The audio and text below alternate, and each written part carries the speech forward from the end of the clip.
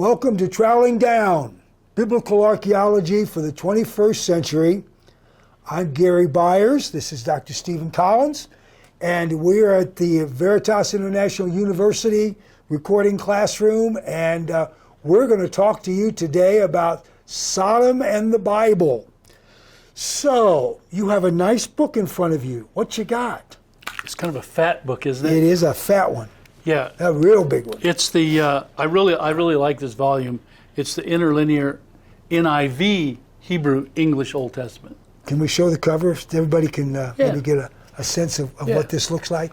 This is something, you're not necessarily a Hebrew scholar, but you're interested in this stuff, and you can actually find this stuff yourself with a little help from the interlinear English right there with the Hebrew, and there's the book that you might want to get. There's others, but this is a good one. Now, I will both say that we're both familiar with Hebrew. Yes. I taught Hebrew for a number of years, so we don't particularly need this interlinear. No. But I want to point out, I want you to be able to check out what we're going to say. Yeah. So if you've never had Hebrew, you can still check it out. Check it out. By using a volume like this. So where are we in Genesis? Well, we're in Genesis 13.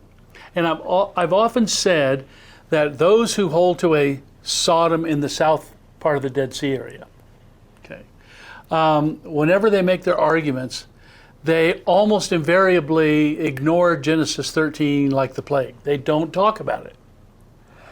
And I've had people try to refute Tal al-Hammam as biblical Sodom on the north end of the Dead Sea, north and east of the Dead Sea, and they argue all around the place, but they never go to the map. They never go to Genesis 13. And when they rarely go to Genesis 13, what they do is they find all kinds of ways to twist it up. Their hermeneutics are just flawed, and they don't let the text say what it says. So I thought maybe it would be a good idea to talk about the text. What does the text specifically say about the location of Sodom? And Genesis 13 is what we call a primary passage. That is, it was specifically written to take the reader to the location of Sodom, which, by the way, as you recall, is how we found Sodom in the first place. Yes. We were unsatisfied with the southern idea because when we analyzed the text, it was screaming north and east of the Dead Sea, and yet everybody seemed to be putting Sodom down toward the south end of the Dead Sea at a place called Babadra and Gomorrah at Numera and some of the other towns at other sites down there, which we will probably mention before we get off the air today. But it's just wrong, and I want to show you. So why don't we just walk through the text? Good. So let's walk through the text. Here we walk. Now, I know you know the story, but let's walk through it again in case you have forgotten. And remember that what I'm going to focus on here is the geography. So I'm going to cut out the incidentals that have nothing to do with geography. We're just going to focus on the geography of the passage. And I think it's interesting. And now to do this, of course, since I'm so nearsighted, I can do this. I can actually take my glasses off. And in fact, if I don't take my glasses off, then I'm going to really struggle. So let's go and look at the text. Now, we find that in Genesis 13, Abraham has just come back from Egypt. You remember he came into the land and pitched his tent at a site that we know pretty well. Yes, we do. A site between Bethel and Hai. And by the way, that Hai is probably the ruin, the early Bronze Age ruin, which was a ruin in the time of Abraham, just to the east. And so between Bethel and Ai, he pitches his tent. And he hangs out there for a while. And then he goes to Egypt. Yeah. And we know what happened in Egypt, right? Got a little bit crossways with the Pharaoh and didn't quite come clean about his relationship with Sarah. And that was a little bit of a problem. So he comes back up, going from place to place to place, and to the place where he had come before. And so it says that that he came. And we're in verse. And we're in verse. Let's go verse 8. Let's go even further back than verse 8 to the beginning. Basically, you could start at verse 1. Abraham went from place to place until he got back to Bethel and Ai. Yeah. So he got back to Bethel and Ai, the place where he had been before, where he had built an altar to the Lord. So the text specifically refers to that moment. So where's Bethel and Ai? Let's talk about where Bethel and Ai are located. Now, we excavated at the site that Bryant Wood, and I think I agree, Scott Stripling. Scott Stripling was Ai, Yep. up in the West Bank, about what? 10 to 12 miles north of Jerusalem, depending upon where your starting point is. And it's very north of the Dead Sea. It's very much north of the Dead Sea. In fact, it's west, actually, as the crow flies, about 14 kilometers west-northwest of Jericho. Mm-hmm. So it's up on the highlands and in the area north of the Dead Sea. In fact, looking down, you would from that area, you would see the Dead Sea off to the right. And on good days, we could see it real clear. We could see it. Yeah. Now, and we were up there excavating for what? 5-6 seasons. Yeah. I actually added a few later on. Yep. And so that geography was pretty familiar to us. Now, that's where Lot was. Lot was at the place between Bethel and Ai, so you can imagine Lot and Abram hanging out, and sheep, goats, camels, herds and flocks, and a considerable number of people. Yeah. But they're all hanging around the Bethel and Ai area. But then one day Lot comes to Abram, and he says, we seem to have a problem. We have too many animals, too many people, and our shepherds are even starting to fight a little bit with each other. We need to separate. And so the text is very clear that Abraham was pretty happy with that. He said, good idea. I tell you what, Lot, you go to the left, I'll go to the right. You go to the right, I'll go to the left. And of course, in Hebrew, there are no dedicated words for the cardinal directions, north, south, east, or west. So he could have been implying, Lord, you go to the east, I'll go to the west, or you go to the north, I'll go to the south. In other words, pick a direction and just go that way. But most texts just translate it left hand, right hand.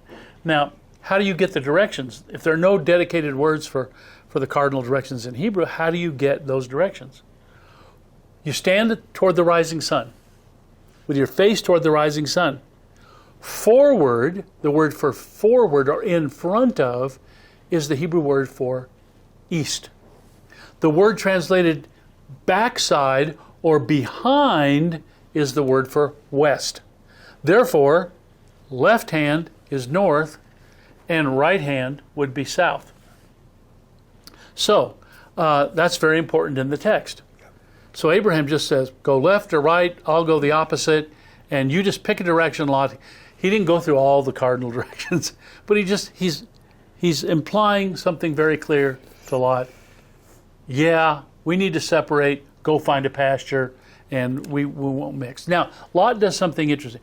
We often criticize Lot that he was selfish and self-aggrandizing, and so he looks, at that point it says he lifted up his eyes, and where is that?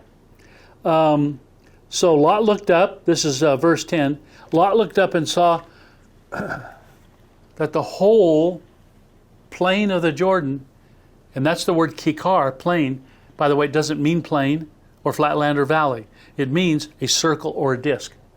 That the whole disc or circle of the Jordan, and we know that refers to the circular floodplain area north of the Dead Sea, because the Jordan Valley comes down rather narrow, and then about 25 kilometers north of the Dead Sea, it widens out into a large circle or bowl, and then the hills close back on the Dead Sea as you get to the southern end of the circle. So you have this widened circle of a floodplain, and that's where Jericho is located on the west side, and the opposite side, equal distant from the river, is a place called Tal al-Hammam, and about 10 or 11 other sites that are associated with that big city.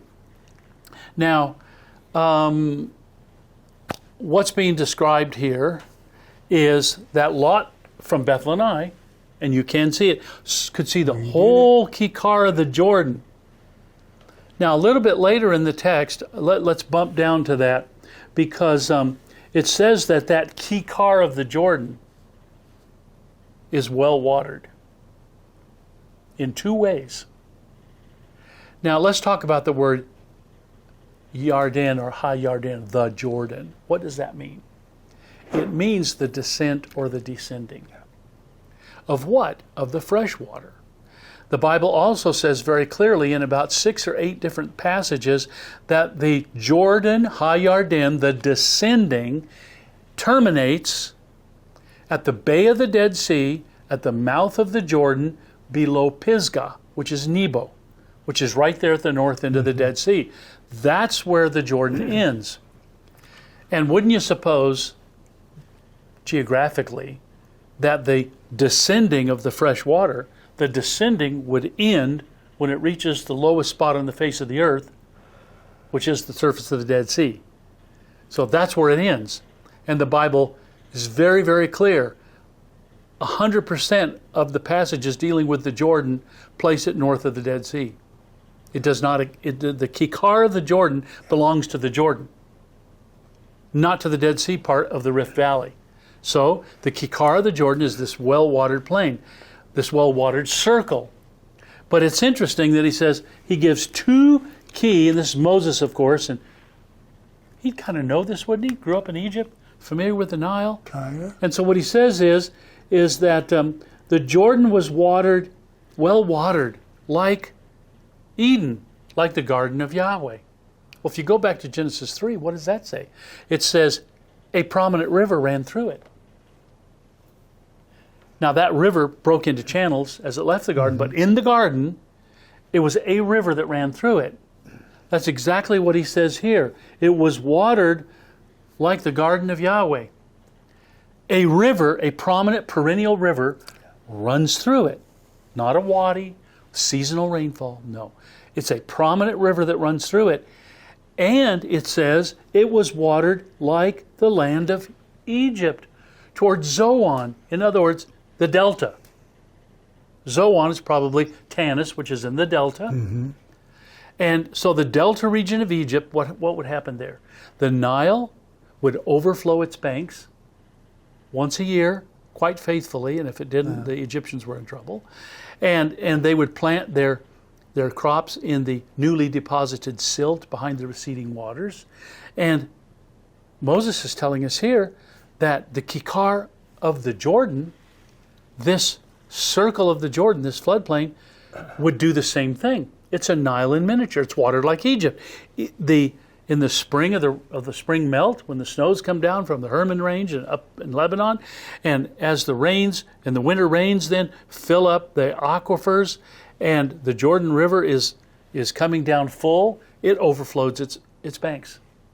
And it would spread out, and the same kind of dynamic, on a smaller scale, of course, the same kind of dynamic would happen there. Now, even though the Bible describes the area of the Kikkar of the Jordan as well-watered, if you go there today, you can still see a lot of agriculture going on in the area because there is a lot of groundwater, a lot of springs coming up. But because the Jordan River is mostly siphoned off for agriculture, it's barely a trickle. And so that whole area doesn't have the dramatic greenness that it probably once had in antiquity. Right. And the whole idea that the Kikkar of the Jordan is watered like Egypt would also suggest that they had some sort of water management system to take advantage of this annual inundation that would happen in the spring, so that they could trap some of that water or move some of that water into their fields with irrigation canals. And that's probably what they did, which of course isn't possible today. So the Kikkar of the Jordan is north of the Dead Sea because it's in the Jordan, in the descending, which ends at the north end of the Dead Sea very clearly. And it is overspreading its banks like the Nile, and there's a river running right down through, and it's well watered. So you get all of these pictures of why Lot seemed to like this location, no pun intended, but a lot. And so it says then that he did something. And so let's just read the passage. Lot looked up and saw that the whole plain of the Jordan, the Kikkar of the Jordan, was well watered, like the land of Egypt toward Zoan, which puts us in the Delta region. And this was before the Lord destroyed Sodom and Gomorrah. So Lot chose for himself the whole Kikkar of the Jordan. This is where he wanted to live. He chose this area and set out toward the east. Now he's at Bethel and Ai. If he's going to go to the Kikkar of the Jordan, the only way he can go is east. Wouldn't make any sense to go any other way. It's directly next door. It's just to the east next door from the highlands down in the Jordan Valley, the circle of the Kikkar of the Jordan north of the Dead Sea. And they parted company. Abram lived in the land of Canaan, so he stayed in the traditional Canaan highlands. And what I said a while ago is that everybody says, well, Lot chose the better land. It was he kind of being selfish. No, he knew that God had given Abram the land that he was in. Mm-hmm. Abraham was hanging out where he wanted to hang out. So he picked a place to go that would be good for him, of course. I mean, why would he pick a bad place? And then he looks at Abraham and he says, you stay put. I'll be the one to move on. And so Lot then travels eastward. And then it says, Abram stayed in Canaan while Lot lived among the cities, plural, cities of the Kikkar. Same word. The same word, the Kikkar of the Jordan. It's the same Kikkar that houses the cities of the Kikkar. That makes sense. That's good. Yeah. And pitched his tents in the Hebrew Ad Sodom, near Sodom, or as far as Sodom. And there's nothing in there where he changed directions. Now, some people have suggested erroneously that there's some kind of a gap here and that Lot went eastward and hung out. He went forward toward the rising sun and hung out because he picked the land of the Kikkar. But then later, he went south to someplace like Babadra or someplace at the south end of the Dead Sea. Where is that in the text? This is a continuation of a geographical idea that Lot chose the Kikkar of the Jordan because it was well watered. He chose the land of the Kikkar where the cities of the Kikkar were located. And the cities of the Kikkar, Sodom, Gomorrah, Admah, and Zeboim. Not Zoar. Zoar is a different question. But the cities of the plain are there, and that's where he goes. And so it says, and he went eastward and pitched his tent as far as Sodom. On the Kikkar, but Sodom is one of the cities of the Kikkar. That geography is so perfect. Well, by the way, Gary, why wouldn't it be perfect? Why wouldn't the geography today even match the biblical text? Because they are actually one and the same. So, Lot put Sodom. Moses put Sodom north of the Dead Sea. So on a modern Israeli map, in Hebrew, when you come to a roundabout in Jerusalem, the Hebrew word on the map says Kikkar, a round, flat area. When you're standing up where you and I stood, and I took photos of the Kikkar, and you don't see the Jordan River because it's narrow, but you can the ribbon of the Jordan is there, and then to the south is the Dead Sea. And we've got those in photographs, and that's exactly what you would see if you're standing up there, and you'd see something similar when you're on Mount Nebo on the other side, too. So it's just what the Bible describes, and we've been fortunate enough not only to get up on both sides and look, but be down in the middle of it. And that area has a substantial perennial river, the Jordan, running right down the middle of it. And it also has a delta area, similar to Egypt, which overflows its banks annually. Smaller, but exactly, to fit the description of the passage. Now, let's shift our thinking for just a moment down to a place called Babadra and Numira, down toward the south. Now, Babadra is on the Wadi Kerak. at the bottom of the Wadi Kerak on the south side. There isn't a drop of water in the Wadi Kerak all year long, except when it rains, sometimes in the winter rain season. There, the word wadi means a seasonal river. like we say here, arroyo here in New Yes, Mexico. arroyo. And and there's a word for that in Hebrew. Yes, there is. And that word is Nahal. Nahal. And there's another word for a river, and that's Nahar, and that's what the Jordan River is, and not. And Right. And I'll say Totally this. different. So at Baba Dra, which some people claim is Sodom, which, by the way, is a tiny, maybe 8 to 10 acres, small, marginal, early Bronze Age city that went belly up about 500 years before Abraham was ever born. Even in the, by the way, I'm giving you the earliest date for Abraham. Okay? Abraham came along in some people's chronology, the old traditional chronology, say around 2200 BC, somewhere around there, 2100 BC, and which would be the intermediate Bronze Age. Now, in previous Traveling Downs, we've talked about that because none of the cities, including Jerusalem, in the story of Abraham, even existed during the intermediate Bronze Age. In fact, they were all non-existent from 2500 down to about 1850 BC. But that's another question. You can refer to our previous episode for that. But what I'm talking about here is the specificity of the geography. It's very clear that the Kikar of the Jordan, where Sodom is located, is well watered because it has a river running right down the middle of it. There is, number one, for Baba Dra, it's a tiny town, marginal, which went belly up about 2500 BC when the climate changed. And you could take 10 of those, by the way, 10 Baba Dras, put them inside the fortifications at Tal al-Hammam with room to spare. Tal al-Hammam does not even qualify, Baba Dra does not even qualify to be on the same page with Tal al-Hammam in terms of city size. Tal al-Hammam is in the top 1% of city size in the southern Levant, and Baba Dra is right down there where nobody would really call it a city. It's a town. It's a town, a small town at that. So, now what about Numeira? People claim that's Gomorrah. Well, it's really not even a town. It's more like a military garrison of some sort. Yeah. It's very small. It's even smaller. Two acres? Very, very tiny. Not a town. Certainly wouldn't have a king. And then the other cities that they claim, Khanazir, Fifa, Safi, that those are the other cities of the plain. The problem is they're all strung in a line. They're all strung in a line like this over quite a distance, going further south than the south end of the Dead Sea. And by the way, Khanazir, Fifa, and Safi have no settlements.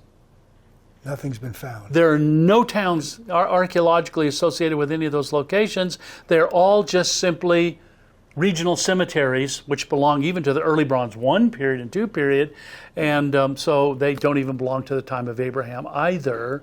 But let me ask the question: if the Kikar, if the cities of the plain, Sodom, Gomorrah, Admah, Zeboim, are the cities of the Kikar of the Jordan, and the Kikkar of the Jordan has a perennial river running through it, and it's watered like Egypt, where is any of that in this southern area? There is not a single perennial river in the southern area of the Dead Sea. Not one.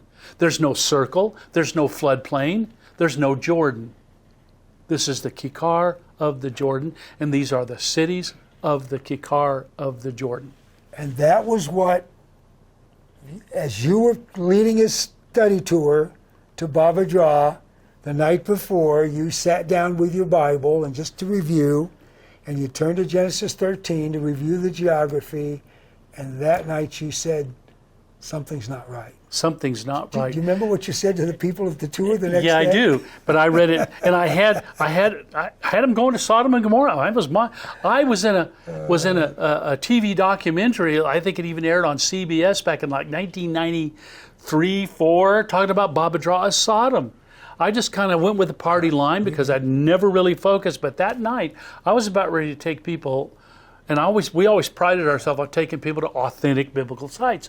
So I was brushing up on the Sodom story, and I read Genesis 13 through 19, the entire Sodom narratives that night. I read it once, and I thought, wait a minute, maybe I'm sleep reading. You ever sleep read? You're tired, and you read 2 or 3 paragraphs, and you're like, I don't remember what I just read.